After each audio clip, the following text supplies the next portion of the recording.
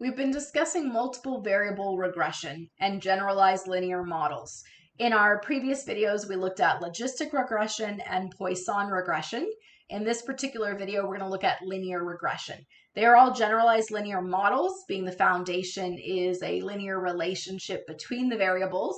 And the difference is whether you are predicting the probability of an event, in which case it's logistic regression, counts how many times something occurs, or whether it's linear regression and we're predicting some kind of measurement, something that is on the continuous scale.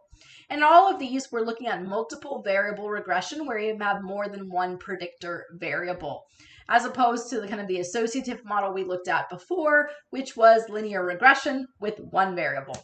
Or where we looked at other types of models where the variable was simply time when we looked at our forecasting models.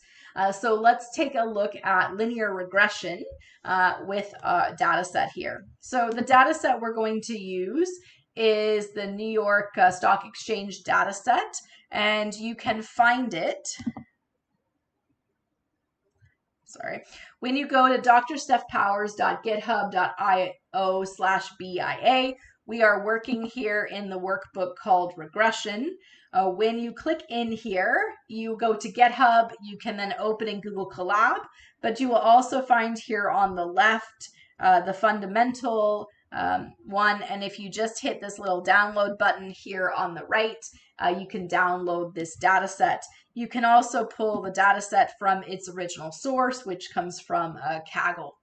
So let us link to our Google Drive because we have downloaded our data set and we have put it into our Google Drive. So now we need to give our Python workbook, which we have logged into Google Drive and saved a copy of, to our Google Drive.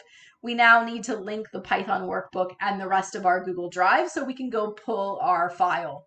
So we're going to link to our personal Google Drive. Remember, this doesn't give access to anybody else. This is your workbook in your Google Drive, giving permission to access the rest of your Google Drive. And then what we're doing is we're getting the CSV file called fundamentals. So we'll call it stock and we'll do pd.read_CSV. This is wherever you've put it. So I put it in my drive in a folder called BIBA and a folder inside that called chapter 10, and the file is called fundamentals.csv. You're going to have the first part up to this point here be the same, and then it's whatever folder you put it in. And if it's a folder inside of a folder, you have to specify. So let's pull that data. We're going to need to import pandas as PD if you haven't already in order for this to work. That's the PD that's right here. And we take a look at this data set, and what we get is we get a lot of stock data. And essentially what it's doing is it's taking the financial statements from the organizations at different time periods, which means you have the balance sheet and a bunch of financials, everything including accounts payable, accounts receivable, liabilities, equity, all kinds of information. Well, let's assume we want to predict earnings per share. And we're going with earnings per share because we can see here that this can be any number, including fractions, positive and negative. So can we use the rest of some of this data to predict what the earnings per share will be? What we're going to do is we're going to use linear regression from sklearn linear model. And we are going to use model selection train test split to divvy up the data set. In this particular data set, we're just showing 5 rows, but we have lots of data here, so we can separate it out. And what we'll do is we'll make 20% of it our test data and 80% of it our training data. There is a lot of columns here. We are actually just going to use a couple. And anytime we're doing regression, it cannot deal with missing information because, as we talked about before, if you don't have the value for a variable, you can't figure out how much this variable is impacting another variable. So we're going to have to drop anything that's an NA. Now, there's a lot of columns here. We're not using all of it. So we'd hate to drop rows that are missing information in columns we don't care about. So the first thing we're going to do is we're going to create a new data frame that is a subset of the previous. So we're just going to take for now earnings per share, cash ratio, after-tax ROE, gross margin, and current ratio. Okay, these are different stats that you calculate cash ratio, gross margin, they're all percentages really, return on equity. These are all things that you calculate to assess the viability of the organization financially. So we're just pulling those, and that'll kind of get us started, and we can see if this is a good model or not. So we're going to do a subset of the original database, and we're going to drop the NAs. We're going to assess this with mean square error and R squared, so we need to import those as well. All right, we're going to separate our test and training data. Notice that in this test and training data, you don't have that stratify, and that is because whether you're looking at counts in our previous video, or you're looking at continuous data here in our linear regression, we don't stratify by anything because there's already lots of variability in your earnings per share number that you're trying to predict. And so it doesn't make sense to make sure that certain numbers are in the test and certain numbers are in the train. So it's only with those classification in our logistic where we have binary, where we need to make sure that both that have the characteristic and don't are in both data sets. So separate out the test and train. Just like all the other sklearn, we call the model, we fit the model. Again, we could combine this into one row if you want to be more efficient. So we're just going to call this linear regression. We're going to fit that with our training data. And then our focus here when we're doing regression is our coefficients and our intercept. Linear models are probably the one you're most familiar with, right? We talked about that in intro stats, where we have y equals and then the intercept plus, and then we have our first coefficient here times, this is cash ratio, plus our second coefficient times our after-tax ROE, plus our third coefficient times our third variable here, gross margin, plus, and we keep going, right? I don't know, I have lots of variables here. I only have 4 x's and I somehow have 5 in this formula. So this one only goes B, 0, 1, 2, 3, 4. There technically is not a 5 in this case. If you add another variable, then of course there is. All right, so how do we determine this?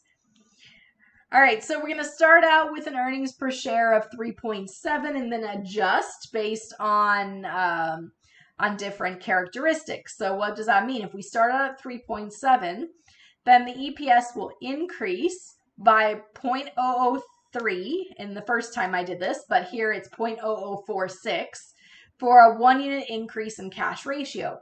These cash ratio numbers, if we look at how they are organized here, cash ratio, you can see that it's a percentage that's listed out as a number between 0 and 100. So what this means is that if we increase the cash ratio 1%, the earnings per share number increases by 0.003. Now, if we look at our second variable here, notice it's negative, then our earnings per share number here is going to decrease by 0.000, in this case it was 8, in this case it is 0.00167. Notice these numbers are different, and that's because it depends on what you put in the test and training data, for a 1 unit increase in after-tax ROE. So that after-tax ROE, if we look at those numbers, what does it show here?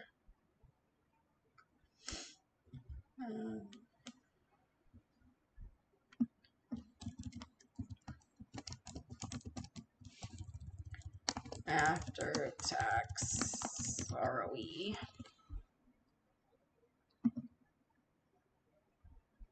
To use the right name. What is the right name? After-tax capitalization. There we go.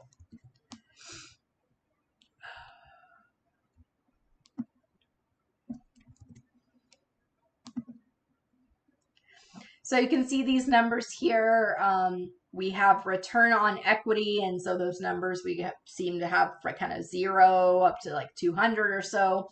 So after that, after-tax return on equity, for every 1 unit increase in that, then the earnings per share are going to actually decrease. The earnings per share are going to, if we go back here, will decrease by 0.01 for every 1 unit increase in gross margin. Gross margin is a percentage. So just like cash ratio, we increase that number by 1 unit or 1%, then it will decrease the earnings per share. And then we look at the current ratio. Here is negative. So for a 1 unit increase in the current ratio or 1%, the EPS decreases. So we can see that after-tax ROE, gross margin, and current ratio seem to move in the opposite direction from our earnings per share. Now we can predict then the earnings per share using that testing data that we withheld.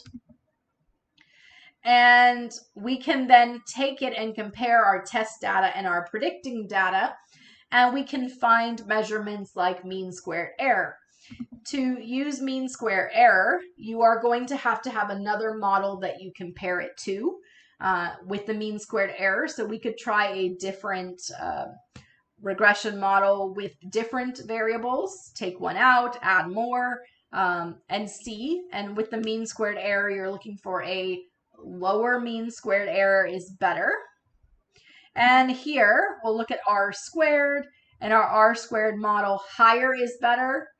Okay, and in this case, it's super low. So we're seeing that we're not predicting a whole lot of the earnings per share number.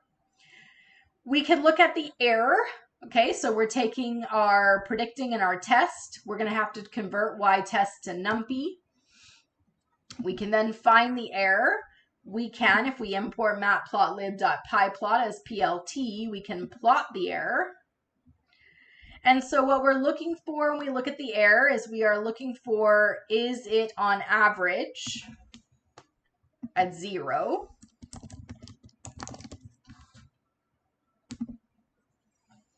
Okay, not too far off of 0, but remember it is measured in terms of that earning per share. So because earning per share numbers are small, that is non-zero. And you can look at, is there a pattern to it? There doesn't seem to be a pattern. It does seem to be pretty random, but there are definitely a couple outliers. This one here, and here, who are skewing the data. Okay, so we have very large residuals.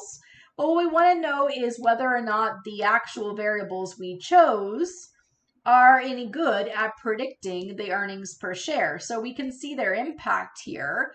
But is that statistically significant, right? Or is that just based on the particular particular data we put into our test data? So what we're going to do is we are going to import statsmodel.api as SM. So we'll make sure we import that. And then what we can do is we can call using that stats model. This is ordinary least squares. So that's what we use when we do linear regression. And we use the same training and Y-train and X-train that we used previously, and we fit that. And then we want to look at here the summary data. And we are looking at the R squared and adjusted R squared. And in this particular case, we're explaining about 25% of the variability. Ideally, you want an R squared that's about 80%, 0.8. What we can see here is that cash ratio, gross margin, and current ratio are statistically significant. The after-tax return on equity is not, so we shouldn't include that variable, so we could rerun it without it. We could also choose other variables to increase the accuracy of our model to get that R squared, adjusted R squared higher.